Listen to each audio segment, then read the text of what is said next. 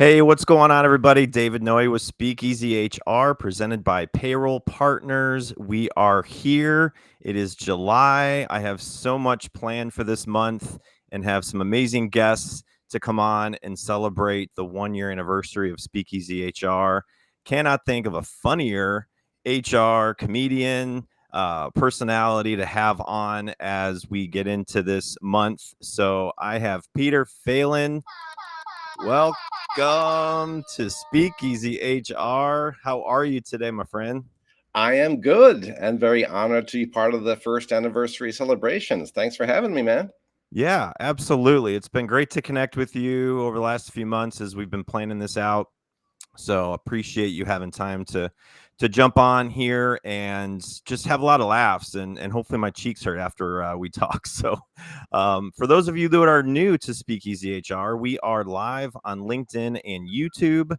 I am David Noe, the host, producer, editor, all in one. And so it's been a wild ride to get this thing off the ground and started. If you are not going out to Speakeasy HR, we have a weekly blog. This week's transformation is the word of the week. So as we go through July, transformation I thought was a great word. So go to speakeasyhr.com and you can find everything out there. So we'll be live, like I said, on YouTube and LinkedIn. So if you have registered to watch live and you're able to spend a little time with us, put a comment in the chat, tell us where you're watching from and all that. But Peter, how was your holiday? We're just coming off a holiday weekend. How was that for you? Pretty chill, thank you. Little cookout. Took it Yeah. super easy. Did not want to add to the record travel numbers. Airports are not particularly fun these days, so gave them a wide berth. Yeah. Yeah, same here. I'm in Kentucky. It's really hot and we just went to a couple parades, had some fireworks, nobody got hurt, so Perfect. It's about all you can ask for. So, so again, for those that are new to Speakeasy HR, it looks like we've got somebody that knows you, Peter. Ashley is here, so welcome, Ashley. So again, this is a podcast I started and thought about maybe a year and a half ago. Wanted to bring on different HR personalities and in business and just challenges that everyone faces in a day-to-day life right now in the world of work.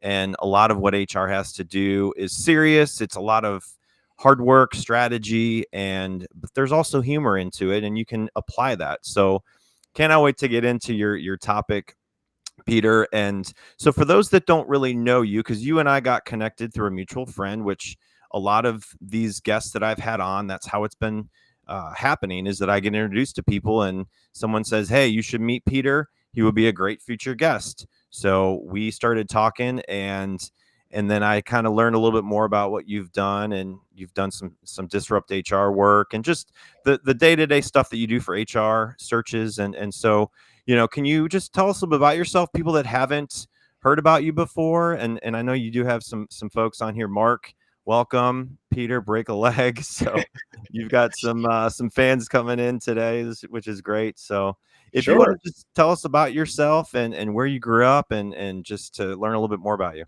Yeah, for sure. So I'm an Irishman, although my accent is somewhat diminished at this point after 30 years in the States. One of those weird people who actually studied HR stuff in college and studied management, undergrad, HR masters. So, didn't fall into it. It's my own fault, if you will, for my pains that I'm a recovering chief people officer now. Fast forward, I did an in-house career for, 20, 23 years, had a great time doing it. And then I went out on my own. So now I'm an executive search partner for searches, mostly startups. So often founders will task me with helping find their first head of people or talent or both. Yeah. And thoroughly enjoy doing that. And then, of course, thoroughly enjoy some comedy on the side. Some of those boosters in the messages are collaborators, fellow funny people. Yeah. Thanks for joining, Mark and Ash. With Mark, I I've been working on a kind of a long form show, so stay tuned on that. If you happen to Yes. be in South Jersey in September, could be something happening there, Atlantic City. Okay. And then with Ash, we do every 5 weeks or so in New York City, because he's in the burbs, I'm in Manhattan. We actually do an open mic night, because we'll talk about some of my humor uh, today, but some of the other funny people in HR can steal the show, man. We do these open mic nights. You have to be an HR person to attend or to perform. Uh, Okay. Comedy is often about HR. Sometimes it's about something very non-HRy, but there's a Yeah. lot of talent, David. Yeah. HR people, I think, need a sense of humor to survive. Yes. I do agree. Do agree with that for sure. Absolutely. We've got another person in here that knows you, Shelly. So welcome. Glad to have you in So, today. So yeah, it's really funny because I didn't think going into this podcast and where I'm at with it into it being a year that I would have someone like you on the show and being able to just let people laugh a little more. So if you are watching live, hopefully this is breaking up your day a little bit. Would love to have more, HR comedians on this show, but there aren't that many of us out there. But maybe there will be with everything it's a you're growing doing. population. Yeah. Yeah, yeah. So you might be starting a trend with other guests coming on. So I see hope if we so. can get that to happen. So there's a game I started with this just for people to get to know you more without just talking about your past and some of your hobbies and things like that. So I started this envelope game last year and I went through the first year about the same questions, didn't change them. So you're the first one to get brand new questions. There's Oh, 15. I So studied all the old ones. You're killing me. But go ahead. Test my we got improv skills. we got 15 new questions in here. So this is the envelope icebreaker game for people who have not watched this before. So Peter, think of a number 1 through 15, and in a few seconds I will ask you for that number and we will see what it is in here. Hold on.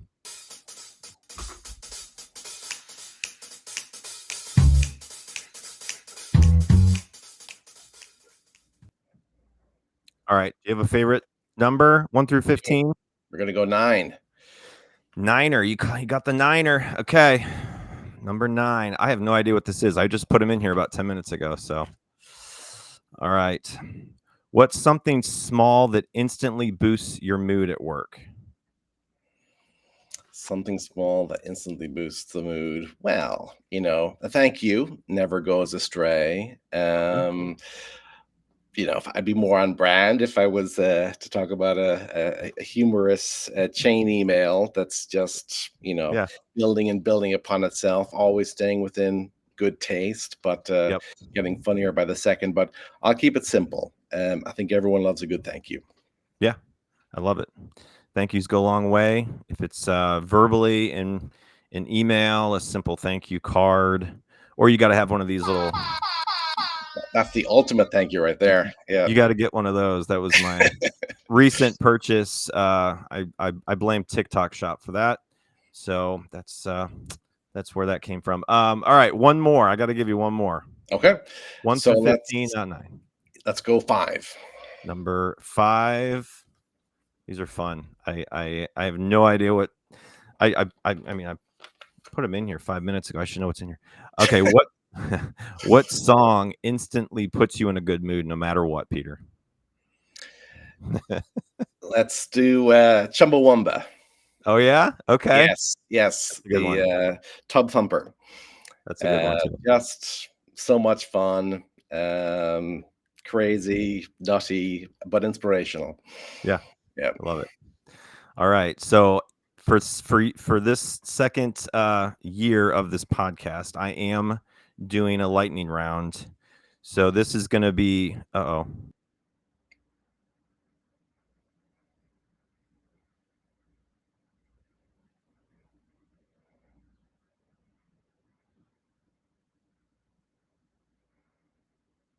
Up here. There we go. All right, can you hear me? perfect. There we go. Yep. All right. My connection was gone for a minute. So these are 5 questions, a little bit more speakeasy-ish. Um Okay, so you walk into the Speakeasy HR lounge, Peter. What drink are you ordering, and what's playing on the jukebox?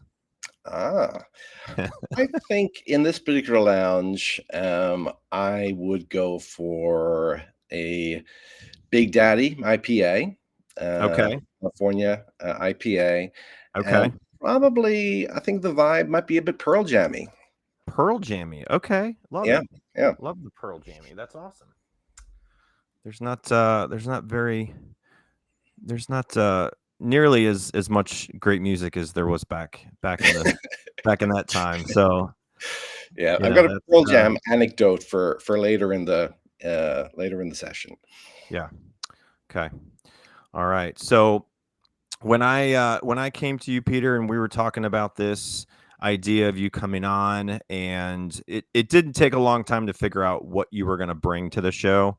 So it really came pretty natural, I think, for what you do. So I can't wait to get into that. I do want to bring up a few messages from our presenting sponsor, Payroll Partners. So grab a drink of water, whatever you got to do, and I will see you in just about 57 seconds, and then we'll dive into your topic. Can't wait to bring this, and we'll go from there. Hold on one second. Finding a new employee takes time and money. For one position on a single job board, you could easily spend a minimum of $5 to $10 a day advertising a job post. It's worth noting that the average time it takes to hire a new employee is 36 days. However, it can take longer than that. You could find yourself paying hundreds of dollars a month for a single job board. And if you're using multiple job boards for multiple positions, this could add up to thousands of dollars a month. There is a much simpler and more affordable way of finding the right candidate. At Payroll Partners, we offer an applicant tracking system to help manage your hiring process. Our ATS is customizable, allowing you to decide which days you want to run the job and when to close it so you don't break the bank.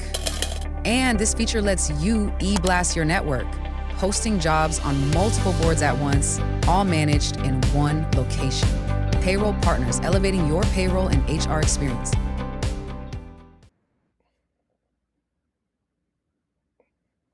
Sorry, I was on mute. So if you are in the market for a new payroll provider, technology is not working for you, look us up, payrollpartners.net. Would love to connect with you and your decision makers on your technology. All right. So let me just bring up my notes here for Peter. So getting into this line of work, Peter, what drew you to this kind of work that you're doing right now? Obviously, you're involved in a few different roles, but things that you're doing right now and helping find good HR professionals. What's kind of drew you to that kind of work since you Sure. started doing that? Yeah, yeah. So the origin story of the HR executive search practice was unexpected. I was doing my in-house HR thing for, like I said, 23 years. And I had noticed that I preferred hiring for my own team. Maybe it sounds Yeah, selfish that I had, ever kind of enjoyed hiring for sales or for engineering or whatever. They just seemed to be kind of more on the same wavelength. And it's like, hey, I could see myself having a long-term friendship with this person, even if I don't hire them, yeah, because we have so much in common. yeah, So I just enjoyed every interview and really enjoyed picking the creme de la creme for the high-performing, people team, talent team for my employer. yeah. So that was kind of in the back of my mind. But when I started going into the world of entrepreneurship as the CEO of Values Culture, and as the name might suggest, it was about values and culture, not executive search.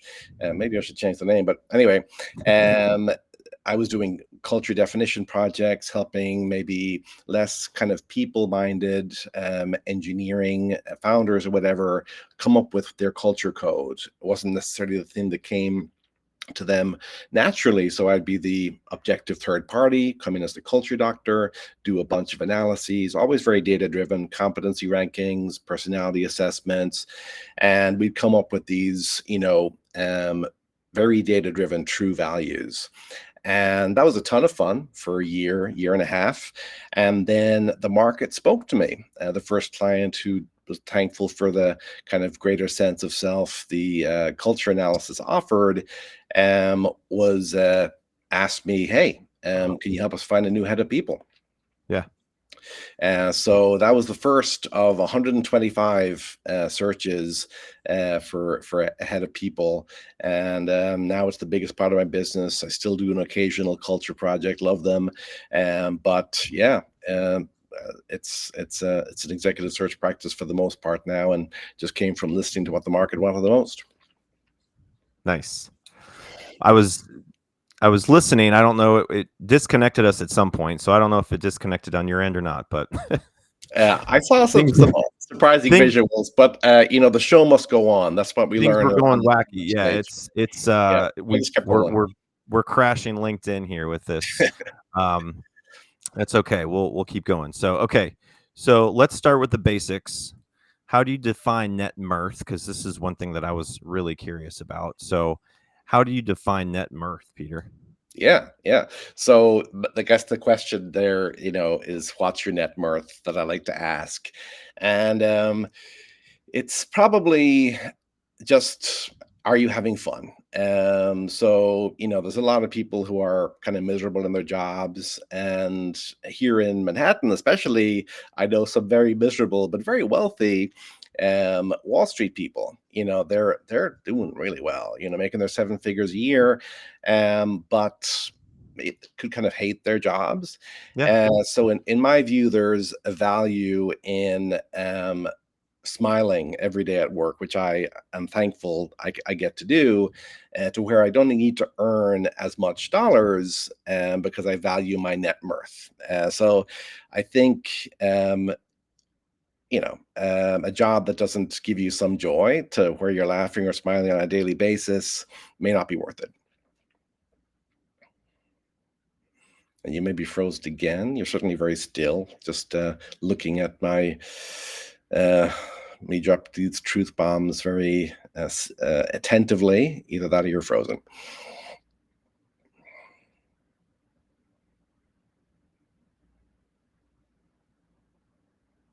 So I'm going to keep talking just in case we're risking dead air here.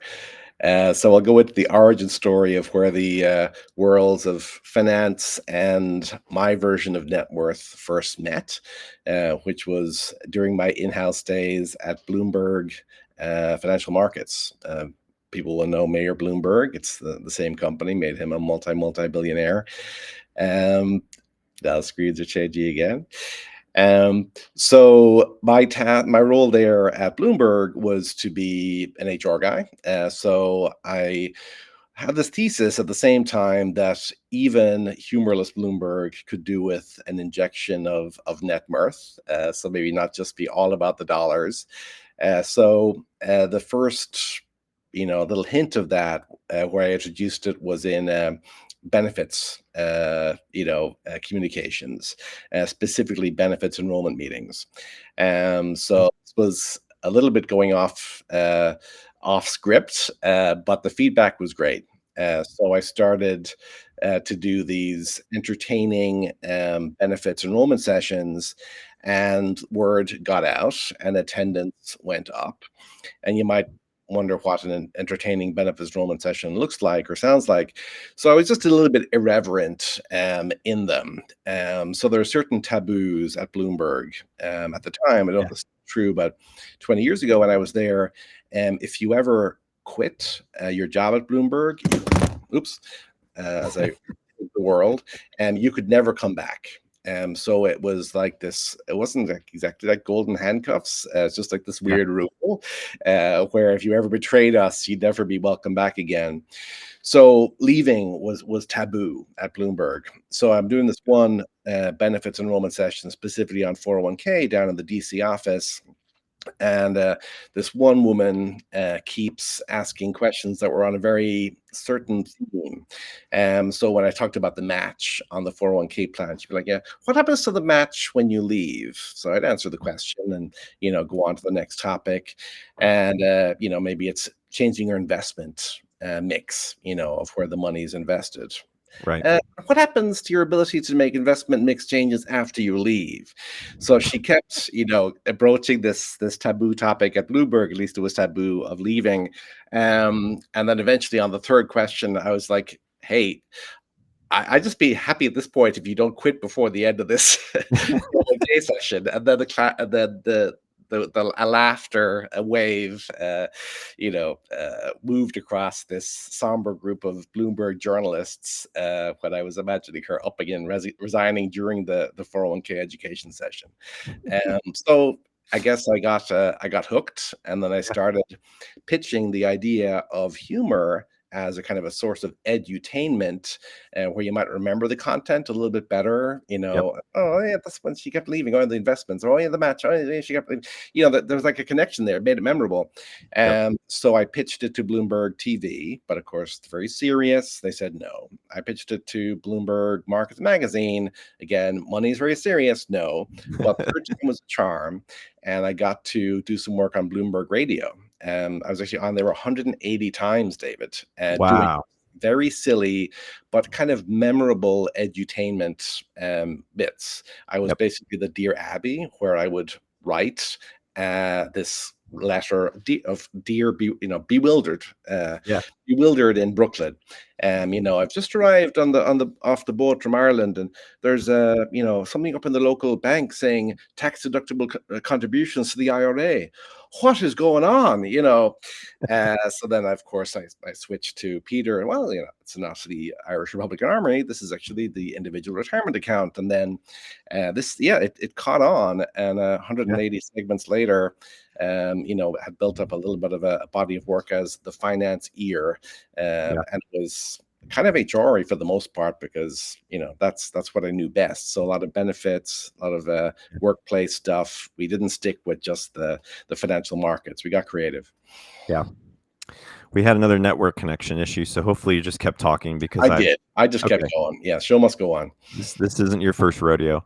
So can you share a moment where humor helped diffuse a tense or difficult situation? Yeah, I think this happens often, and in my experience, a bit of self-deprecation can be particularly useful in a situation like that. So we had a very good culture, a very positive culture at Media Math, where I was for 4 years, and just people loved being there. And I think that was partly because they were surrounded by very smart people who were doing breakthrough work and getting to market maybe ahead of Google. With a product or feature, in our space in ad tech, which always felt good. But people were just genuinely high on the net Mirth index as well. They enjoyed being there. There was almost as much excitement in making these smart people laugh as there would be in making these smart people impressed with your great coding or whatever. Right. And there was just a regular email trails of funny stuff piling upon each other. It was like a tradition at the company. So there was one occasion where an executive gave me a bit of a good-natured ribbing on an email trail. This was a smaller audience, just the executive team. And the CEO went on to say, hey, be careful, person X, Peter can be very thin-skinned, and he controls payroll. So my response was, of course, yes, I'm totally thin-skinned, and you've already been zeroed out, dude. So too late, kind of thing. So yeah, it the combination of just the CEO chiming in and me taking the bait in a totally non-defensive way and actually piling on to say, yes, I had been insulted, and now this person is not going to get paid, and resulted in a far happier end of that email trail. And then there was another one, which was all company, where in an effort to keep our runway intact, the precious runway in startups, I had gone with a cheapo healthcare processing vendor. The healthcare was still rich, but the claim processing was just awful. It was 2013, and the only way you could get your claim in process wasn't by email or snapping something on your phone. No, you had to fax in your claims. It was ludicrous. So I kind of went in front of the entire company at all hands and said, do not blame the HR team, for this one. This was all my decision. They're guiltless. It was just a bit of a runway, kind of over cautious decision making. But God, faxing in 2013, and then everyone laughed. That it was just this ridiculous thing. So yeah, owning a truth and just pointing to the ridiculousness of it, even if you're the source of the Yeah. ridiculousness, Yeah. can even out a tense moment. Yeah. So you sent me this earlier. Let me see if I can pull it up here. And so there's a line between appropriate humor and going too far. So HR professionals navigating that, you wanted me to pull this up and use this to explain that a little bit. So enlighten us, Peter. Oh What does well, this mean? I'm confused. No, I'm just kidding. I like the beautiful green landscape around it. This like gorgeous jungle or something. But yeah, I think the humor is a balancing act. So you never want to offend anybody. So when I do impersonations, and at the end of my little spiel here, hopefully you'll pick a few people at random for me to channel in real time.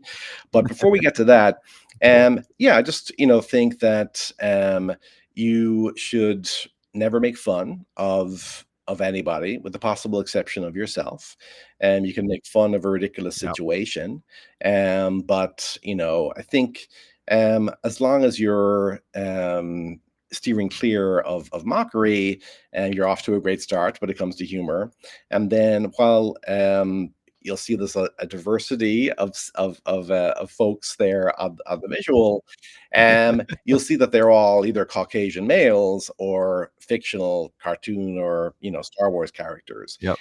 So yeah, it's just Yep. just know your audience. Always read a room. So when you're doing impersonations, these are the folks who I choose to impersonate versus anybody else, where offense might be taken. So that's just a couple of rules of thumb to be wary of. Okay. So I can pick one of these. I will try and make an HRE impersonation of any HRE? of these fine people. Yes, Oh, yes. geez. Man, this Yeah. is so All right. hard. I mean, geez. So, Just pick one. It's not that hard. all right. Yeah. Yeah, let's go Jim Jim Gaffigan. Gaffigan. All right. Well, now Jim Gaffigan, he could wear a number of HR hats. There could be the Yeah? wellness, so nutrition could come into play. He might Okay. tell us, "You're never really glad you had a hot pocket," for example. Or there could be a learning and development angle here. Where Jim could tell us, "You're never really glad you had a hot pocket." But again, Caucasian male, so safe bet. Give me another Yeah. one. Oh, all right. Austin Powers. Austin Powers. So let's see. You guys ever seen that Culture Deck by Netflix? It's very groovy. It's all about freedom and responsibility. Yeah, baby, yeah. Oh my gosh. All right, then just go to the right. Let's do Chewbacca. Okay, now this is the HR person facing change management. All right. Okay. Yes, that primal scream of changing the course of the company. All right, who else we got here? Stewie? Well, performance Stewie? feedback is very important, David. I think you'll agree. Oh, Brian, you really are the worst type of person. Oh my gosh. Hit me again. Oh Do man. one more. All right, let's see who else. Let's see. Liam Neal. Is Liam that Neeson. Liam Neeson? Yes, indeed. A fellow Irishman. Yeah. Look.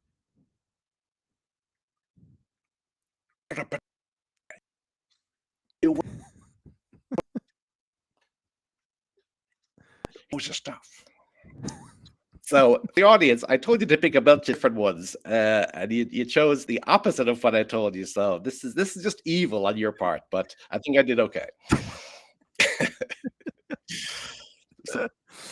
Oh, how about let's have someone watching All right, pick one that I haven't. Let's see if anybody. Mark Ashley, LinkedIn user. I don't I'll know take who that as long as is. they're on the list. I should Great be points. okay. As long as they're on the screen. Yeah. All right. Has anybody else got one that we haven't said? Let me pull up the other ones on the other side because I don't think you'll be able to see them all. So yeah, we've got Kermit the Frog. What's that one in the middle on the bottom? Oh, let's do that one. So, this is King Charles, and people might not recall this back in the day, but I was a very big environmentalist for many, many years, many decades. The trouble is, pictures like this, where all you could see is gold, don't exactly scream low carbon footprint. Oh yeah, Mark's Prince Charles. Yeah. Okay. And then the Terminator. I gotta hear that. Yeah. Well, with an audience of HR people, I think the reality that we're facing is that, look at you all, you're nothing but a group of Terminators. So this unites us, and you've managed to pick none of the voices I asked you to do. So I think we should quit while we're. I don't know. Maybe I'll do one other quick thing. So I like the way you go rogue. That's fair. I like the random questions. We're also doing random impersonations. That's right. But my lady wife is a wonderful woman, American. I married here. The full American dream came true. Delightful kids as well. We had together. But one of her disabilities, her only one really, is that she's got a touch of the face blindness. Meaning that we'll be looking at a movie and she's like, "Oh, wait a second! I thought he was a good guy. Why is he killing the witness?"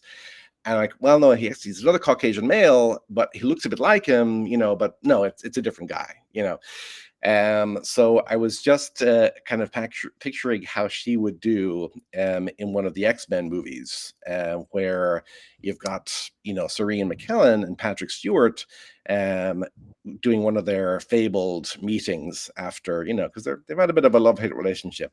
But when they get together, you can always count on them saying, "Hello, my old friend. Hello, my old friend. Hello, my old friend." Very bewildering, because as you see in the picture there, those guys even look kind of alike. So you can't use the voice, you can't use the faces. My poor wife. I'm just going to steer clear of the X-Men movies because it's, an accident waiting to happen. Oh, I love it. That's so good. Oh man, that's great. All right. So do you want me to take this off? I think I'm done with that. Thank you very much for picking none of the voices I actually wanted you to do. It was yeah. Well, which one did you want? Which one did you want we'll me move to on do? to the next topic. Tommy Lee. Yep. Okay. All right. See, I wasn't even going off my notes, Peter. Yep. I think this was my first one. Okay, so playing a role in onboarding, and really the employee engagement, even compliance training. So enlighten us, and how can humor play a role in all those things? It's kind of like the edutainment idea, the example from Bloomberg earlier, where you could take some pretty dry material, like the vesting schedule on a 401k plan, but if you manage to inject some humor and some funny, like, wow, I never thought about it that way before, into the conversation, then the education might stick. When I came to the States, first of all, I was, I'd been subjected to a fair amount of American TV, glad of it, in Ireland, growing up in the 80s and early 90s and stuff. But then I was still at a deficit, because versus my American peers who'd spent their first 21 years, I arrived at 21, in America, and not just getting some secondhand stuff from TV shows. So I went deep on The Simpsons, David. Amazing show. So many fun takes on society and politics and the history of the States, and that was my edutainment. I watched every single episode through the whole catalog, and just tried to take that same kind of funny little coming at things from a humorous angle into my HR work and my edutainment. And So far so good. Haven't had any major disasters from humor yet by playing it safe. And if I make fun of anyone, it's me. That's good. So have you ever seen humor backfire in a workplace, and what did you learn from all that? Yeah, I think there's definitely some risk there. So keeping those rules of thumb in mind, where you really do have to read a room. And sometimes if it's termination day or whatever, we mentioned the Terminators, that we all sadly have to wear that hat on occasion. That's not the time for levity. That's when you're playing it straight with compassion. I'm trying to think of scenarios where, because I've thankfully been unscathed myself so far, where others have maybe strayed into the realm of humor having bad outcomes. Um, yeah, I mean, I guess indirectly, I was having a conversation with a bunch of HR buddies about termination meetings gone wrong. And it wasn't necessarily because of them attempting humor, but it was almost a humorous, in retrospect, unwillingness to address the issue at hand. So I had this one new head of a department who was supposed to come in and let go of the old head of the department, who had been for a little while in kind of a lower, kind of a push down to a mid-tier role, but it wasn't working out, and they were going to end things. But the new department head, who had been doing this wonderful pitch about how he was a transformational leader to every audience, every department he could get in front of, he somehow read this room as somewhere where he needed to do that again.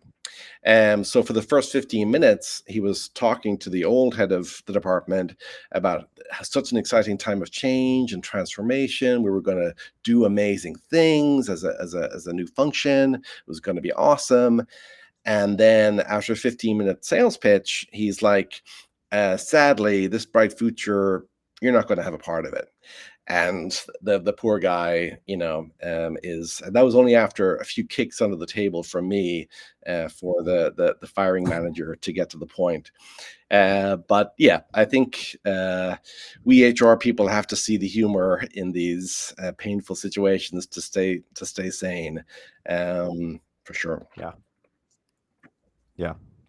So what advice would you give someone who doesn't see themselves as funny but wants to bring more levity to their team? Yeah. Well, the beauty of humor is there's lots of different ways to do it. So I was doing some impersonations earlier, and not everybody can do the larynx gymnastics required for that. But and some people don't like jokes either. So, but there's long form. Mike Birbiglia, I don't know if you're familiar with his work, but he's a hilarious guy. I saw him in New York City last year, and he is just a great storyteller. And but they aren't set up punchlines.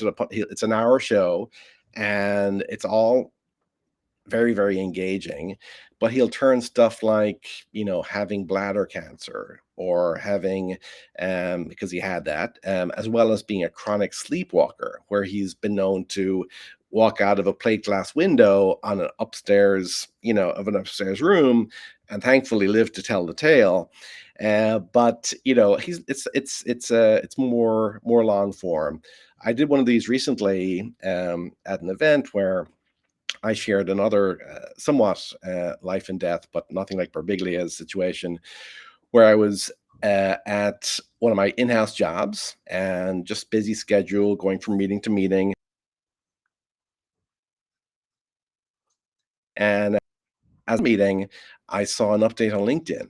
Past collaborator of mine, an Aussie, but he happened to have a first name Peter and an Irish last name. His wife had updated LinkedIn to say that he'd passed after a brief illness, ahead of his time for sure. So I chimed in my condolences on LinkedIn and then went off to my meeting. Unbeknownst to me, as the meeting progressed, where I was not on LinkedIn in another room away from my tech, people had seen this was in 2011. And back then, if you commented on something on LinkedIn, the little head of you, the little headshot, was almost as big as the originator of the conversation. So people put, two and two together and got five, and I was all of a sudden the dead Peter with the Irish last name. So my network was buzzing with condolences, with, oh, he was so young, I just saw him, he's two young children. My kids are 18 and 20 now. They would have been like cute little 3 and 5-year-olds then. It's just so sad. And yeah, I was dead. By the time I got back to my desk, there was like a lot of condolences, and my network is actually shrinking. Some people, the first thing they did was cancel their connection to Peter Phelan. I guess they don't have I was barely cold in the grave, David, and they were like getting rid of me. And so I had to quickly chime in on the email trail to show proof of life in a way that was like delicate, because this woman's, the widow Donna, had been looking for, I don't know if she's looking for, she was just informing the world of Peter's passing. I did want to steal the show.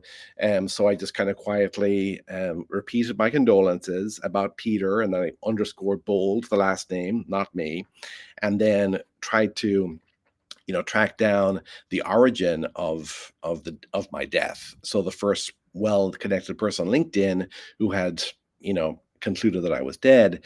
So I finally did, and so I had to try to stem the bleeding. And then others who'd been extending condolences to my widow, etc. I sent some direct messages as well. It kind of got under control. But I mentioned the story as a kind of networking lesson, if you will, because I thought that I might have got some networking credits in the bank from the guy who killed me, or so I thought. So I found out who had been the first one to call me dead, and I thought, hey, okay, honest mistake. But years later, I did need his help with a connection to somebody who I needed to, really wanted to connect with on LinkedIn. So I thought, hey, I'll ask my executioner. He's connected with him, and this is going to be great. And he owes me one because he killed me. But my outreach was unsuccessful, David. He was having none of it. He's like, yeah, I don't think so. So the networking lesson du jour is, if I ever kill you on LinkedIn, I owe you a major intro. That's how I'm going to operate. Not in a different way from maybe my friend. So yeah, if you're not feeling that you're jokey or impersonatey or improv-y, you can do longer form stories and maybe have some fun with that on getting your point across. The longest form stories I've done, I did spec scripts. I don't know if you're familiar, readers or listeners or viewers are familiar with the idea of spec scripts, but a spec script is where you write a script in the voice of the characters of a well-known show. So I did a Simpsons, a Will and Grace, and a Scrubs. And to this day, David, they are the 3 of the 5 most award-winning, contest-winning spec scripts of all time. Wow. Which can be verified on winningscripts.com. So that's kind of my ultimate long form, and also my ultimate threat. So if the world doesn't allow HR to make work more funny, maybe we'll make work more HR-y, because, or we'll make funny more HR-y, because all of these 3 scripts were on work-based themes as well. Yeah. Had more connection issues, so hopefully you just kept talking. I did. I kept rolling like a champ. That's good. So if we had a HumoR in HR starter kit, what would be a few things that would be put into that, you think? Yep. And so I'd say definitely choose your preferred medium. Again, Yep. there's lots of different ways to do this. So go with what feels authentic to you. Yep. Maybe it's cartoons, maybe it's not even spoken word or whatever the case may be. And that can be as simple as adding a relevant something from, cartoon stock, whatever, Yeah. into maybe an otherwise dreary onboarding deck where you'll, have a funny cat or dog, whatever doing. So, do what feels right to you, and would be thing one. And then thing two, remember, if you're going to make fun of anybody, don't let it be the company. It could be you. It could be a situation. Could be an Yeah. impossible situation. It doesn't always have to be you that you're mocking. Yep. And if you do mock yourself, don't mock yourself within an inch of losing your credibility. Keep it lighthearted. You deserve a break. Yep. Um, and then the third thing I'd say, maybe start small. So you might not want to, have it be at all company all hands where you make your first attempt at humor. You could use your trusted coffee buddies or water cooler buddies or Zoom buddies to do a small scale preview Yeah. and see if they think it'll land well with a broader audience first. Yeah. So before we came on, I was asking you about your personal brand statement, and you did have one. I created one a couple months ago, which everything I do in my world is HR focus, business focus, people focus, and just trying to make meaningful experiences, whether it's with humor or not. I don't look at myself as someone that's making everyone laugh, but I have fun little gadgets, at work. So, I'll walk around. We had employee of the month, so I walk around and give everybody the announcement that somebody won. And so I try to make that lighthearted and fun. And so for my personal brand statement, it's to really create positive, meaningful experiences that inspire, uplift, and make a lasting impact on individuals. So you had given me yours, which I wanted to bring up as well, if people haven't heard of your personal brand statement. So tell us about, what made you pick this as your statement. Yeah. So I discovered from working with clients that this you know hiring your first head of people can be nerve wracking. Like the person you'd really love to have at your side when you're making a key hire like this is the first head of people or a head of people and talent, because an organization and their growth trajectory and the existing culture and the existing skill sets of maybe the executive team or other early employees, they're going to be so different in terms of what nuanced puzzle piece your head of people should look like.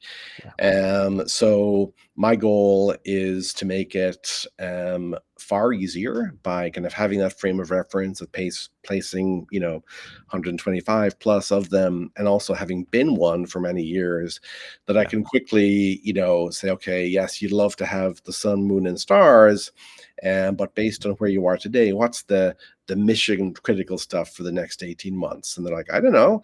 And I'll say, okay, what does the company want to do in the next 18 months? And they'll Yeah. explain their growth plans from a product roadmap perspective, from a revenue growth perspective, target markets, etc.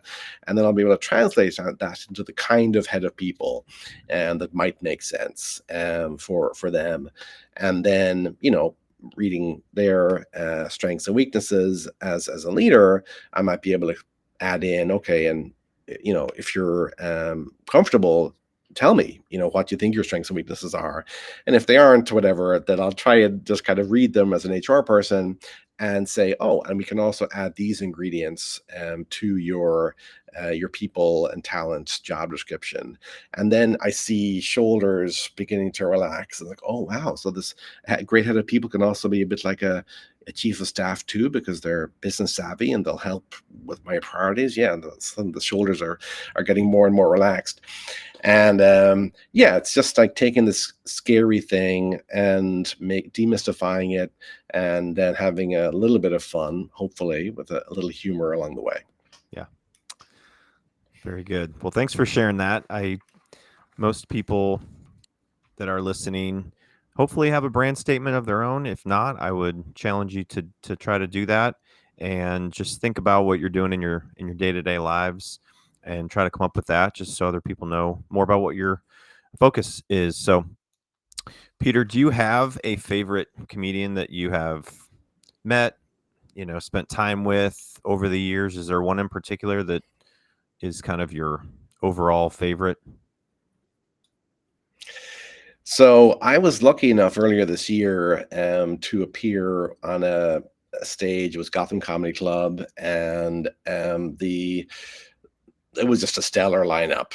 So T.J. Miller, who you may know from the Deadpool movies and Silicon Valley, he opened up. Then I went, and a couple of other comedians, and then it was just like royalty at the end. It was Gaffigan, Seinfeld, Wallace, George Wallace, who clarified for us that he was the original George because he was a roommate of Seinfeld's for many years in New York City. Although I think, Larry David might have a greater claim to the George character, but George Wallace was into it that night.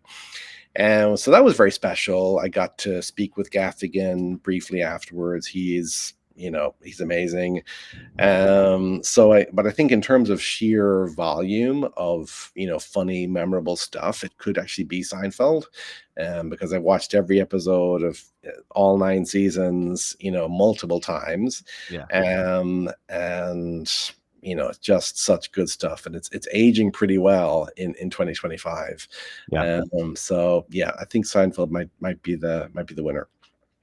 Yeah, I've watched Curb Your Enthusiasm and I've watched Seinfeld, and it's you have the other ones that are, the Office and the other ones that were also popular, but Yeah, you can't ever make something like that again. I don't think that was just pure genius in everything that he did, and so I love the fact that people like you are doing this kind of focus in HR and trying to bring humor to it, because I think everybody takes life so serious and they take their work so serious, and it is serious. Like, people are dealing with a lot outside of work. They might have just family issues or personal issues, mental health. There's a lot going on. Like, everyone's got something that you may not know about, and so if you can, help and bring humor and just help somebody laugh and make their day, like you said, a simple thank you. It's not funny, but it's just a simple thank you, and hearing that, it just might really uplift somebody and, really make their day better. So Peter, anything, you said something in September's coming out. I did want to give you some time to share anything well, else. thank you. I Thank you. know Yeah, Values Culture Values is your Culture focus. is the main website for my executive search and culture doctoring business. So would definitely welcome any engagement there. You can also hit me up on LinkedIn. There's a few Peter Phelans, but I'm the one that looks like this and calls himself the culture doctor and an HR comedian.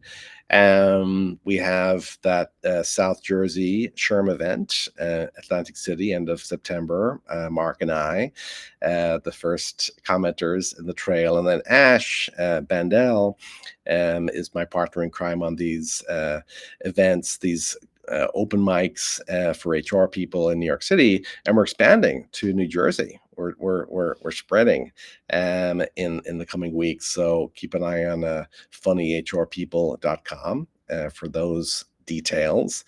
And maybe I'll break my rule about self-deprecation and deprecate the entire Irish people with my final anecdote. This is from the Pearl Jam reference earlier. Wanted to circle back to that one. So picture it, David, early 90s, still in college, get this great ticket to a music festival, beautiful day for it too.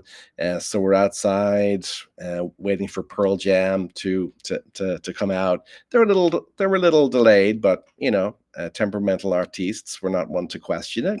And finally they come out after a 20-minute gap in the schedule, and they proceed to tune their instruments for another 20 minutes. So the crowd is still smiling, though. We're just waiting to hear Jeremy or whatever the anthem might be. And finally, they finish tuning, and Eddie Vedder turns to the crowd and says, "I never knew the true meaning of the word grunge until I saw y'all's teeth." So that's sorry, Irish people. I think we're better now. This was the 90s. We've come a long way with our dental care. But man, it was funny. We actually we can make fun of ourselves. So it did get a good laugh, even if it hurt. So I don't know if you lost me there again, David. There was that freezing thing happened, but I continued with my Pearl Jam anecdote, and we're back. Good. Good. I can't wait to listen to this again because I feel like I missed half the episode. All good. It's all good. So yeah, values culture, and obviously reaching out to you on LinkedIn if people want to follow your work. But sorry for all the network connection issues. That obviously throws a little wrinkle into the episode. But normally I have a pretty good connection. So not sure if we just crashed it today and it's not wanting to work after a holiday weekend, but it's the way it goes. But Sorry, man. We did ask a lot of it, but I think for the hey, most part, it stepped up. yeah, Just a few moments of yeah. tiredness. Yeah, well, good. Well, Peter, I really appreciate your time. It was great to connect with you finally live, and I hope everybody that does watch or have watched this can bring a little bit of humor to their day and try to make them laugh a little bit. So, Peter, hopefully we'll keep in touch. Best of luck I hope to so. you. I don't know. Enjoy your summer with your kids, and hopefully we'll see each other sometime in the near future. But again, appreciate your time, and check out the next episodes coming up. We have a lot of fun coming up in July, hopefully better connections than we had today. But Peter, thanks a lot, and we'll talk to you soon, my friend. Thank you. This is great. Had a lot of fun, and good luck with the rest of the anniversary celebrations. Yeah, thank you very much. And one more for Peter. There you go. Thanks, man. Thanks, everybody.